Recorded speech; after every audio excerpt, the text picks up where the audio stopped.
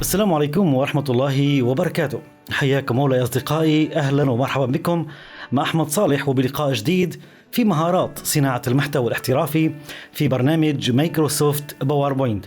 من الطبيعي دائما نحاول نبحث على أفكار وطرق أستثمر فيها نفس الأدوات اللي نحن نتعلمهم في برنامج باوربوينت لحتى نطلع مخرجات جديدة تساعدنا، والهدف والغاية منها أنها تساعدنا بتسويق أفكارنا لجمهورنا مهما تكون الطبيعة اللي أنت شغال عليها، سواء كان في ميادين التدريب أو ميادين التعليم، أو كنت طالب جامعي على أبواب التخرج، أو كنت معلم ومحاضر أو ما شابه ذلك. أيضا إذا كنت أساسا مصمم وعندك اهتمام في تصميم صورياتك وارسالها الى منصات السوشيال ميديا بالعموم. بلقاء اليوم رح نتعلم مهارة جميلة جدا جدا، وهي عبارة عن آلية دمج أكثر من أمر من أوامر البرنامج اللي سبق وتعلمناها، وكيف نطلع منها مخرج جميل بطريقة إبداعية واحترافية يساعدنا بتسويق أفكارنا في صناعة المحتوى في برنامج باوربوينت.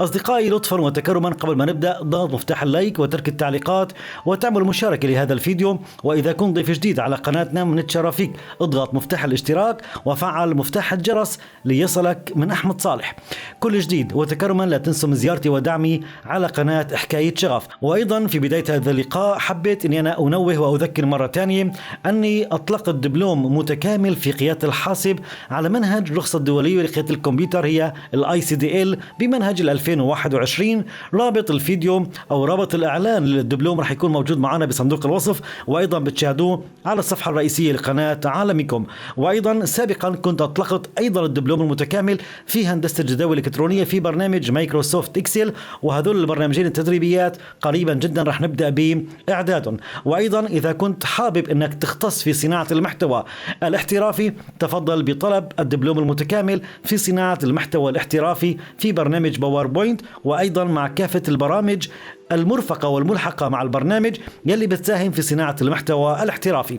خلونا نبدأ مباشرة يا أصدقاء، وعذرا على الإطالة، ويلا حتى نشوف إمكانياتنا الجميلة في برنامج باوربوينت لهذا اليوم.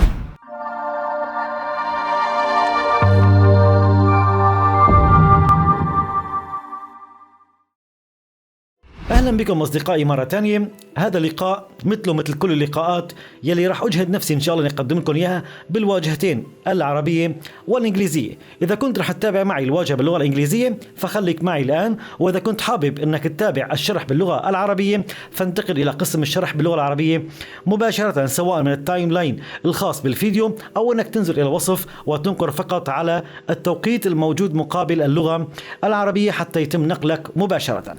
بعد ما قمنا بتشغيل برنامج الباوربوينت يا أصدقائي مثل ما أنا شايفين رح نبدأ بتنسيق الخلفية، فبتوجه إلى فورمات باك جراوند وبختار بيكتشر يعني تعبئة الخلفية بصورة، وبنختار انسيرت وبنختار ستروك ايميج. ستروك ايميج يعني رح احمل صورة من مكتبة الصوريات الموجودة في داخل برنامج باوربوينت. خلني اختار مثلا هذه الصورة وانقر على مفتاح انسيرت لحتى يتم ادراج هذه الصورة بخلفية الشريحة بالضبط. أصدقائي راح أتوجه إلى قائمة الانسيرت اللي هي إدراج، ومن بيكتشرز اللي هي صور، وبنختار this device صور من هذا الجهاز، وأنا كنت محضر بعض الصوريات معنا اليوم. خلني أنا أحدد كل هذه الصوريات وأضغط على انسيرت حتى أقوم بإدراج كل الصوريات بالبرنامج. أضغط على شيفت وبنقر على الزاوية وبنعمل تصغير لكل الصوريات المدرجة وبسحبها على طرف. الآن بإمكانك تعزلها حتى نشوف الصوريات يلي راح نستخدمهم وكيف ممكن أنا أعرض هذه الصوريات مع أفكار بطريقة جدا بسيطة وجميلة أيضا واحترافية. هذا هو لقاءنا اليوم. طيب راح أتوجه الآن إلى قائمة الانسيرت، ومن شيبس اللي هي الأشكال، وبنختار ريكتانجل اللي هو إيش المستطيل. بنقر مع السحب وبرسم مستطيل وليكن معي مثلا بهذه المساحة. الهدف أني أنا أقوم بضبط الصوريات بمساحة الأشكال نفسها وأستعين بالشكل لحتى يساعدني على ضبط مساحات الصوريات بدقة وبتناسب. خلني أسحب الصورة لهون وخلي المستطيل يكون عندي إيش بالخلف. الآن بسحب الصورة على هذا المكان وبحاول أن أكبرها شوي تمام بهذا الشكل. خلني اضغط مع كنترول. طيب بحدد صورة وبتوجه الى البيكتشر فورمات وبختار جراب، يعني بنعمل قص لإطارات الصورة وبحاول اصغر الصورة بحيث تكون معي على مساحة الشكل بالضبط، على مساحة المستطيل بالضبط. مثل ما أنا شايفين يا أصدقاء. الصورة أسحبها على طرف وعندك هذا الشكل. تمام. الآن الصورة بختار كنترول زائد إكس، يعني بعمل قص للصورة وبجي إلى الشكل وبتوجه إلى التعبئة. طبعا اللاين بختار له بدون خط رسم، أو الموضوع هو أنت حر فيه، ما عندك مشكلة في الموضوع، لكن كلامنا عن التعبئة بنختار تعبئة بصورة وبنختار كليب بورد يعني من الحافظة. كون نحن قلنا عملية قص فالصورة أصبحت وين؟ بالحافظة، فقمنا بتعبئة الشكل بهذه المساحة بالصورة يلي قمنا نحن بقصها قبل شوي. بختار كنترول زائد دي، يعني بعمل تكرار وبسحب الصورة الثانية لهون. بجي بختار الصورة الثانية الجديدة وخلي تكون عندي ايش بالمقدمة. بحاول اضبط المساحات، خلنا اكبر شوي. تمام، بكبرها شوي كمان هون. تمام، وليكن معي بهذا الشكل. بتوجه ايضا الى بيكتشر فورمات وبنختار جروب وبنحاول نقلل من مساحاتها او من ابعادها ان صح التعبير، بحيث تكون هي متطابقه تماما مع ايش؟ مع المستطيل اللي هو بالخلفيه. نفس المبدا، بختار كنترول زائد اكس وبرجع بحدد الشكل نفسه وبتوجه الى التعبئه، والتعبئه بصوره بختار كليب بورد، يعني حمل لي الصوره الموجوده بالحافظه الى هذا الشكل، بيكون حصلت على صوره ثانيه بنفس الابعاد تماما وبخطوات بسيطه. بختار كنترول زائد دي كمان مره وبرجع بجيب الصوره الاخيره على هذا المكان وبجعلها بالمقدمه وبحاول اضبط المساحات عشان انا اعرف كيف بالضبط اقص الجزء اللي انا محتاجه بالصوره. بتوجه الى بيكتشر فورمات وبنفعل جروب وبنقص المساحات اللي انا ماني محتاجها مثل ما انا شايفين بالصوره. تمام، طبعا البرنامج رح يساعدني بالخطوط اللي نحن شايفينهم بالضبط، خطوط السناب، خطوط الارشاد مثل ما انا شايفين بالضبط. بختار كنترول زائد اكس وبرجع بحدد على الشكل يلي عبأنا بصوره وبتوجه الى التعبئه بقول له عبي لي اياها بالصوره الجديده يلي كانت ايش؟ بالحافظه. ممتاز وجميل للغايه. الان بحاول اعمل توزيع للصوريات بشكل جميل، وفيني أنا أقوم بتحديد كل هذه الصوريات مع بعض البعض وبتوجه إلى بيكتشر فورمات، وعندي من المحاذاة نختار توزيع أفقي ونختار إليجان توب عشان يكونوا نفس المساواة بالضبط. الآن هذه الصوريات بختار كنترول زائد دي، يعني بعمل منهم تكرار مرة تانية وبحاول أضبط هذه الصوريات فوق الأصلية بالضبط تماما. وبتوجه إلى قائمة البيكتشر فورمات ومن كلر رح نلونهم باللون الأبيض والأسود، يعني أنا بجعل كل هذه الصوريات بالألوان الأبيض والأسود أو الألوان القريبة من هذا المود بالضبط، لون أبيض وأسود. تمام، هذه الألوان مشان تكون يعني متميز تماما عن الصور الأصلية، أغير فيها الألوان بالضبط. وبنقل باليمين وبتوجه إلى سند تو باك وبنعطي إرسال إلى الخلفية. نفس الشيء الصورة الثانية والصورة الثالثة صاروا عندي إيش بالخلفية. الصور يلي بالأمام هدول الصور اللي بالأمام، الصورة اللي لونها أبيض وأسود أصبحت بالخلفية، واللي بالأمام هي الصور الملونة. برجع مع مفتاح الشيفت بحدد الصور يلي بالمقدمة اللي هن الصور الملونة وبتوجه إلى الانيميشن يلي هي الحركات، وبنختار على سبيل المثال شيب وبختار يكون عندي يعني اوت وليس ان، يكون للخارج وليس ايش للداخل. وبخلي يكون عندي ايضا اون كليك يعني عند النقر، وانت بتحدد السرعه يلي انت محتاجه لكل شكل. تمام، فالان نحن لو شغلنا لاحظ الان هي الصوره ابيض واسود، فلو نقرت لمره واحده راح يبدا بتلوين اول صوره، انقر على الثانيه يبدا بتلوين الصوره الثانيه، وانقر على الثالثه يبدا بتلوين الصوره الثالثه.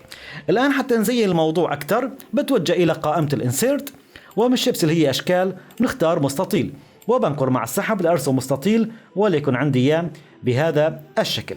انقر باليمين وبتوجه الى سند تو باك يعني ارسال للخلفيه، وخلي يكون عندي اياه بدون اطار والتعبئه باللون الاسود.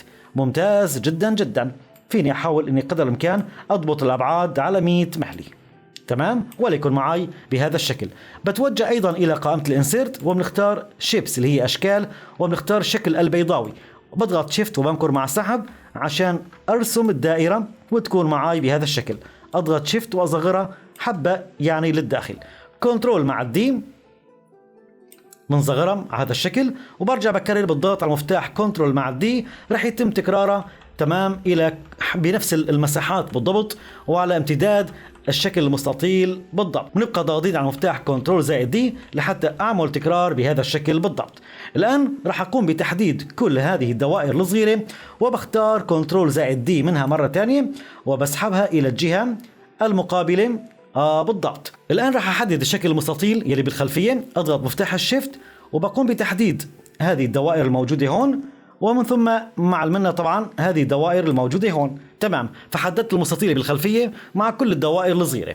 بنتوجه إلى قائمة الشيب فورمات، ومن دمج الأشكال رح نختار التقاطع عشان أحصل على شريط الصور المفرغ بهذه النقط أو بهذه الدوائر إن صح التعبير.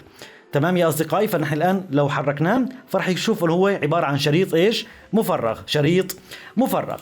الآن بتوجه إلى قائمة الانسيرت وبتبدأ بإضافة النصوص اللي أنت محتاجها. فخلني أختار على سبيل المثال عندي يعني عنوان واحد. تمام، يور تكست هير، خلي هو يكون عنوان افتراضي عنا. خلني ألونه ونظبطه من قائمة هوم.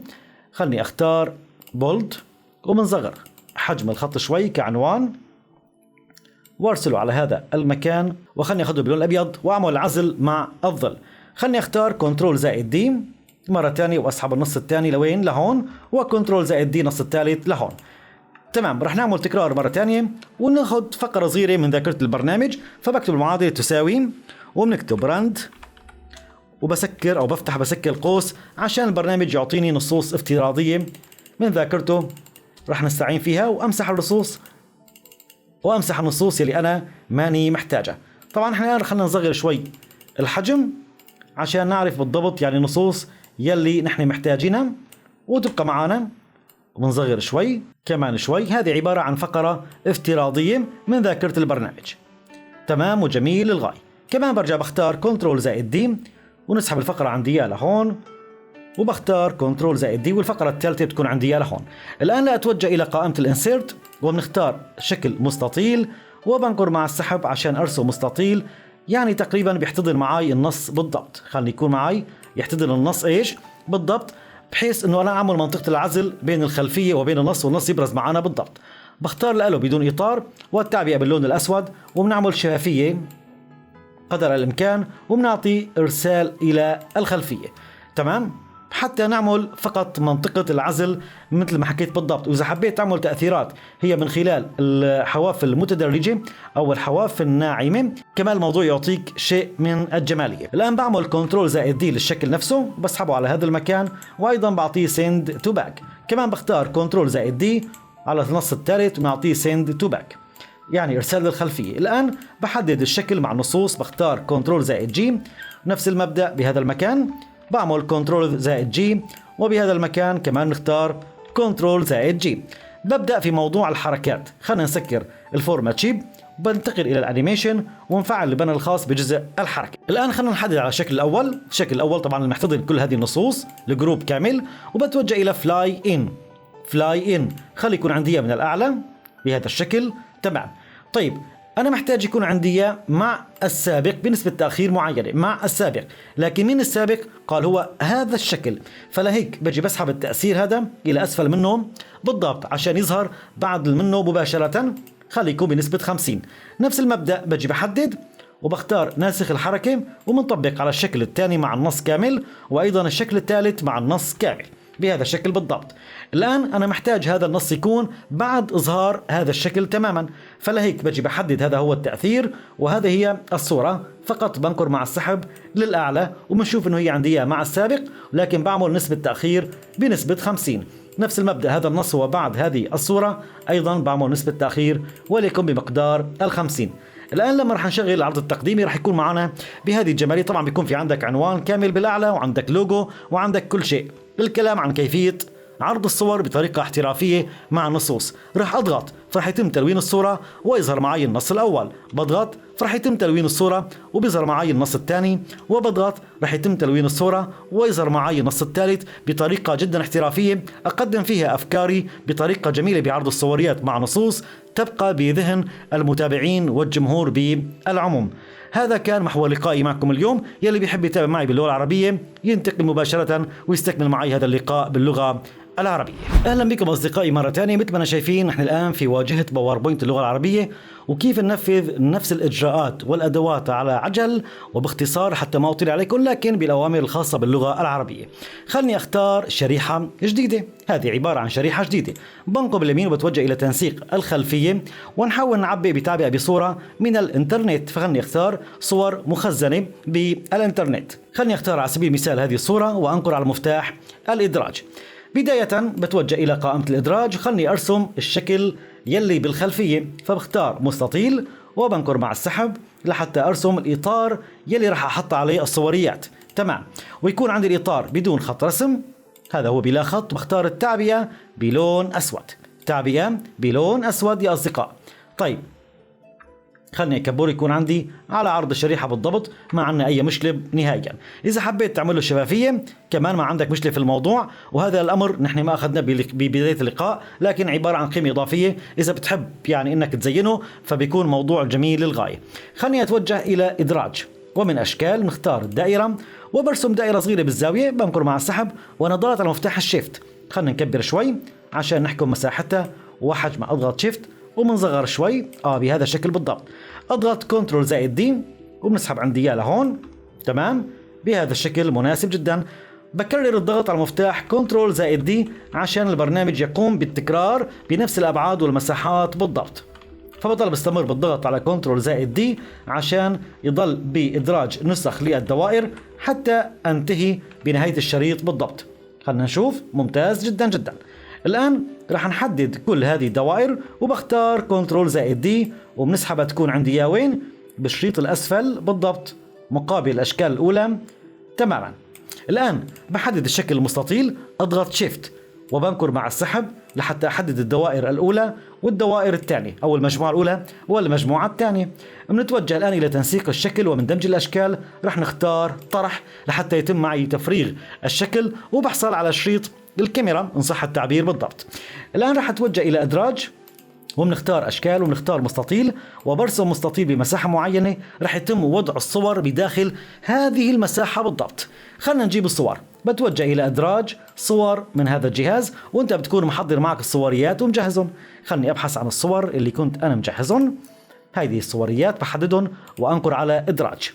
ممتاز. أضغط شيفت ومنصغر الصور شوي وبسحبهم جانبا لحتى أعرف كيف أتحكم بالصوريات وحبة حبة وعلى 100 مهلنا. الآن هذه هي الصوريات. طيب الآن باخذ أول صورة وبنحطها فوق الشكل بالضبط. تمام، بسحبها فوق الشكل عشان أعرف الموضوع بالضبط أين رح يكون، وبتوجه إلى قائمة تنسيق الصور ومنقص منفعل الاختصاص عشان أعرف كيف أقص مساحات الصورة وتكون مساوية تماما إلى مقدار الشكل بالضبط. طيب الآن بجي على هاي الزاوية مثلا، أو تاخذ العنصر هذا ما عندك مشكلة. تمام، لاحظ حواف الشكل. البرنامج بيساعدني بهذا السناب اللي بيعطيني إياه. تمام، كمان بصغر بالأعلى. ممتاز جدا جدا. وباخذ من اليمين هذه الحواف اللي هون، ومن الأسفل هذه الحواف يلي هون، وبنقر بأي مكان لحتى يتم اقتصاص الصورة على قدر الشكل بالضبط. لأن بختار كنترول زائد إكس بنعمل قص، وبجي إلى الشكل وبنعطي تعبئة بصورة وبنختار من الحافظة. من الحافظة نحن قمنا بقص الشكل، والشكل ترك الآن بالذاكرة المؤقتة اللي تسمى كليبورد أو الحافظة. فقمنا الآن بتعبئة الشكل نفسه بالصورة الموجودة بالحافظة. بختار كنترول زائد دي وبنعمل شكل تاني، وبجي باخذ الصورة الثانية وخليها تكون عندي بالمقدمة. إحضار للمقدمة. بحاول أطبق الصورة بمكان أنا محتاج يعني الجزء الرئيسي منها، وبتوجه إلى تنسيق الصورة ومنفعل القص. نفس المبدأ مثل ما تكلمت. تمام، بحاول أخذ هذه الأبعاد بالضبط بحيث يكون هي متساوية تماما مع حجم الشكل يلي بالخلف. كمان برجع بختار كنترول زائد إكس للصورة، بحدد الشكل وبتوجه إلى تعبئة بصورة وبختار من الحافظة لحتى يتم تعبئة الشكل أيضا بنفس الصورة تماما. بختار كنترول زائد دي وبجيب الصورة لهون، وبجيب هاي الصورة بالأخير بعملها إحضار إلى المقدمة وبطبقها بهذا المكان حسب أيضا كمان العناصر يلي أنا محتاجة للصورة، وليكن معي مثلا بهذا الشكل. خلنا نكبرها وبتوجه إلى قص ومنقص المساحات الزائدة يلي أنا ماني محتاجة، وليكن معي بهذا الشكل. نختار كنترول زائد اكس وبجي على الصورة بالخلفية، والتعبئة بختار ايضا من الحافظة لحتى يتم تعبئة الاشكال مثل ما انا شايفين بالضبط. اذا حبيت تعمل قيم اضافية للتزيين من خلال الظل والاضاءة، اي شيء يخطر على بالك، ما عندك مشكله بالموضوع. الفكره بدي اعمل كنترول زائد دي وبسحب الصوريات لهون. الصور هدول يلي بالخلفيه راح اتوجه الى قائمه تنسيق الصوره، ومن اللون بنختار تاب يعني التلوين باللون الابيض والاسود، اللون الابيض والاسود، واختار بلا خط رسم لان الخط موجود من الشكل كان اساسا. تمام، بختار اي لون ابيض واسود. اما الصور الجديده او الصور الملونه بجعلها مطابقة بالضبط تماما وبتركها ملونة مثل ما هي، وبتوجه إلى قائمة الحركات وبنختار شكل الحركة على هيئة شكل. خيارات التأثير بجعلها إلى الخارج، يعني من الداخل إلى الخارج، واتركها عند النقر. ممتاز وجميل جدا جدا. نفس الشيء الاشكال والنصوص اللي انا اشتغلت عليها بدايه الفيديو راح استخدمها نفسها حتى ما اطيل عليكم بالشرح كثير. عباره عن نصوص عاديه ما عندك مشكله فيها. اختار كنترول زائد سي، وعندي هون كنترول زائد في، خلني اسحب الشكل لهون، وكنترول زائد في وبسحب الشكل الثاني عندي اياه لهون مع النص، وكنترول زائد في وبسحب الشكل الثالث عندي اياه هون تماما. طبعا لو انتقلنا الى جزء الحركه، هذول النصوص كان في معهم حركات، هذول الحركات خلني اقوم بازالتهم. برجع بنقر على النص الاول والثاني والثالث مع بعضهم البعض، بحددهم وبتوجه الى عائم الى الداخل، هذا التاثير اللي اخذناه، وبخلي يكون عندي اياه عائم للاسفل بهذا الشكل بالضبط، وبتركهم عندي اياه مع السابق بنسبه تاخير وليكن 50 على سبيل المثال. انا محتاج الان هذا التاثير وهذا النص يظهر بعد ما تظهر هاي الصورة، فلذلك هذه الصورة إذا كانت عندك إياها في البداية فبسحبها إلى البداية، وهذا النص المرافق معه أيضا بسحبه أيضا لتاليها بالضبط. الصورة الثانية بسحبها تكون عندك إياها رقم 2، والنص اللي بعده بسحبه إلى تحت المنة مباشرة، والصورة الثالثة هذه هي، والنص الثالث بعد المنة مباشرة. طبعا انت بتضيف العنوان وبتضيف اللوجو وبتضيف اي شيء بدك اياه. ولو شغلنا الان على التقديمي لحتى شفنا او حصلنا على مظهر جميل جدا جدا بكيفية عرض الصوريات مع الافكار بطريقة جدا رائعة. فلما رح نضغط رح يتم تلوين الصورة الاولى وعرض النص او الفقرة المرافقة معه، نفس المبدأ الصورة الثانية، نفس المبدأ الصورة الثالثة والخيار الثالث. أتمنى إن شاء الله أكون قدمت لحضراتكم الشيء الجميل والنافع واللائق فيكم كالمعتاد. فتكرما لا تنسوني من التفاعل والدعم، ترجو عني كل خير، وألقاكم على خير، والسلام عليكم ورحمة الله وبركاته.